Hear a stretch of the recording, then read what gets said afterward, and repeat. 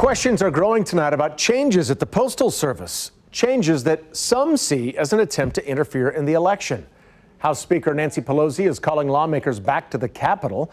They're expected to vote on a measure to stop the Postal Service from making changes, such as removing high-speed mail sorting machines. If they take out the over 600 processing machines, sorting machines that they want to take out, that could hamper our ability to get it done. President Trump says the changes are meant to improve the Postal Service, but they come at a critical time. The issues with the post office have local election officials urging everyone not to procrastinate when it comes to getting in your mail-in ballot application. KCTV5's Leslie Aguilar told us at 5 o'clock about the process in Kansas. But Leslie, it's a little more complicated in Missouri.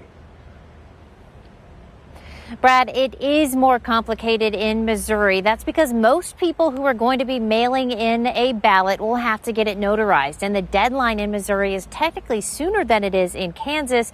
That's because you have to mail in your ballot. You can't drop it off at a polling place. The Jackson County Election Office received about 10,000 applications for absentee or mail-in ballots in the recent primary. That's about triple the norm, and the same is expected for November. I mean, we've already received hundreds and hundreds of applications for the November election. You can apply for an absentee ballot, which requires one of 7 reasons. The most common 3 are being absent from your jurisdiction on Election Day, being incapacitated or confined due to illness or disability, and new this year, being at risk for COVID-19, which includes anyone over the age of 65.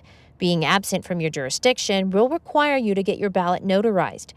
But the Missouri legislature also passed a measure allowing anyone to apply for a mail-in ballot this year. No reason needed.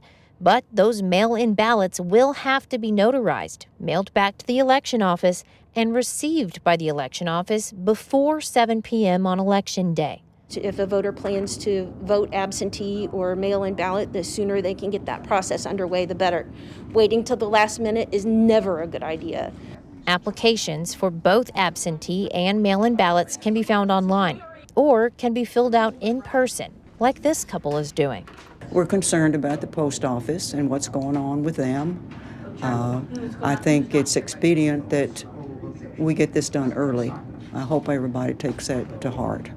Ann Brita and her husband vote in every election, but November will be their first time to do it absentee. At our age, we feel it's safer, certainly.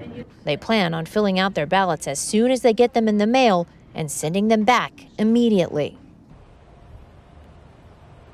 Now, Missouri will start sending out their mail-in and absentee ballots September 22nd, and they'll continue to do so until October 21st. You must have your mail-in or absentee ballot application in before October 21st. And remember, in Missouri, your ballot has to be received by Election Day, so mail it in as early as possible. Reporting live, Leslie Aguilar, KCTV5 News. Thanks, Leslie.